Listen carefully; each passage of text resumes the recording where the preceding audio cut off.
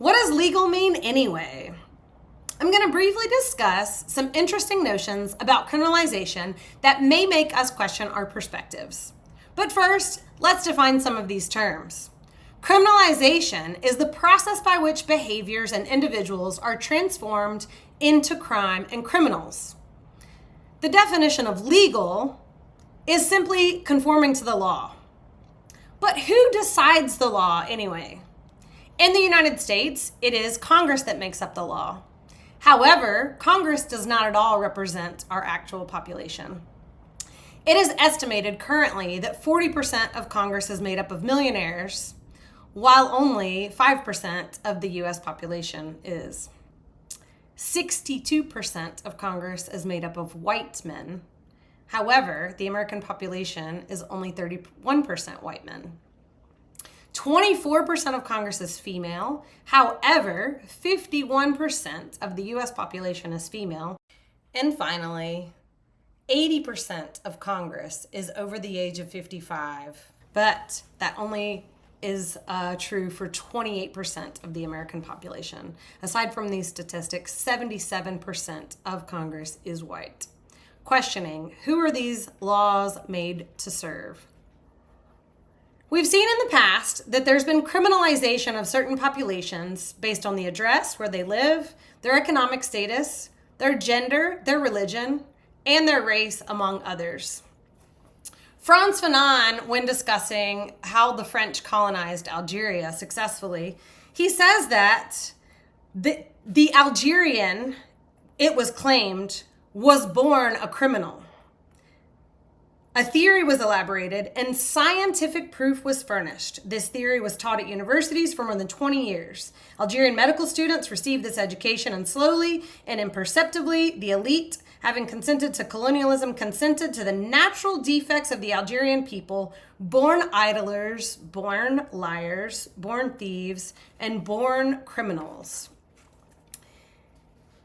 We all know that this isn't true. So the question is why? Why did they create that misinformation? He says, nature must be tamed, not talked into reason. Discipline, tame, subdue, and now pacify are the common terms used by the colonialists in the territories occupied. He says, under a colonial regime, no crime is too petty for a loaf of bread or a wretched sheep. Under a colonial regime, man's relationship with the physical world and history is connected to food. In a context of oppression like that of Algeria for the colonized, living does not mean embodying a set of values, does not mean integrating oneself into the coherent, constructive development of a world. To live simply means not to die. To exist means staying alive. He says, so who do you take it out on? The French down on the plain with the police, the army, and their tanks. In the mountains, there are only Algerians. Up above heaven with its promises of an afterlife, down below the French with their firm promises of jail, beatings, and executions. Inevitably, you stumble up against yourself.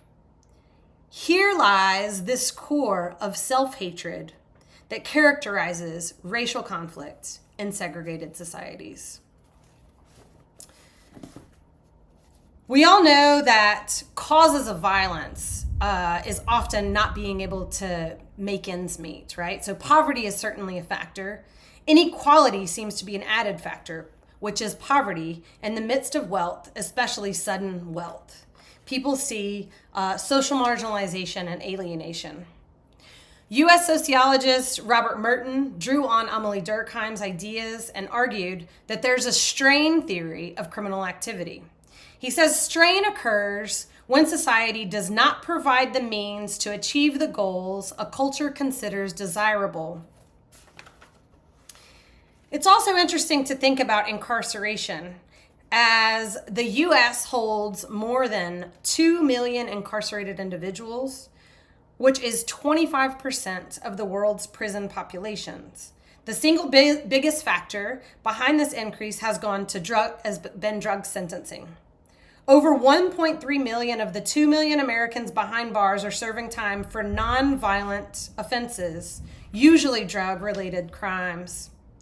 Aside from that, there's a vast racial gap in incarceration that exists in the United States, with Black Americans 5 times more likely to serve jail sentences than white Americans. Interestingly enough, the origins of modern policing in the United States, particularly in the South, are tied closely to slave patrols. These patrols were established early in the 1700s that were organized groups of white men tasked with controlling and surveilling enslaved people. Their duties included capturing runaway slaves, preventing rebellions, and enforcing the laws that restricted the lives of enslaved peoples. Anthropologist Philippe Bourgois discusses how people have lost jobs due to the increase of technology and have been looking for other work and perhaps other sectors that sometimes are not considered legal by U.S. standards in order to feed their families.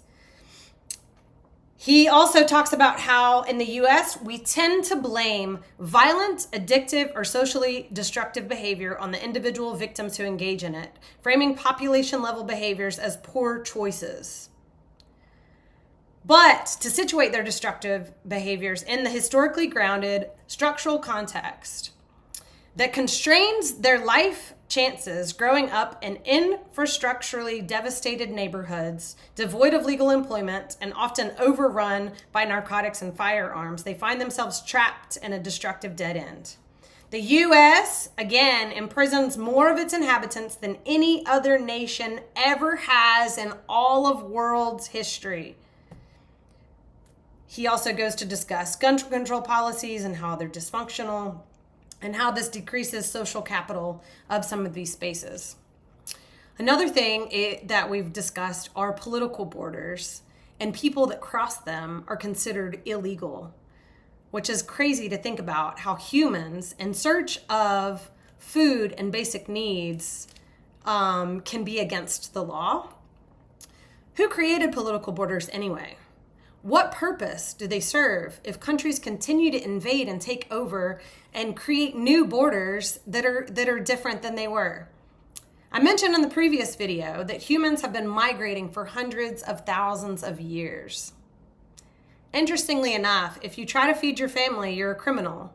But if you take advantage of people and have several felonies on record, then you can be president? It's fascinating that there are people of religious background that condemn people for trying to survive in modern culture just because they come from a place of more privilege. Not from a judgmental place, but a place of inquiry. Why do people commit crimes anyway? Going back to poverty and insecurity and inequality, more often than not, people commit crimes because they have a lack of basic needs, which leads to mental distress. But a further question to ask is what caused us to disconnect so from our fellow humans? Why do so many people believe propaganda that doesn't at all serve their best interests? None of us have freedom until we all have security. And we won't all have security until other members of our global community are secure. This goes back to Karl Popper and the paradox of tolerance. He says that if you want to live in a tolerant society, we must be intolerant of intolerance. Our modern culture currently has a mental health crisis that can be best served once we create community and learn how to be kind to those that may be different than us. Thanks for watching.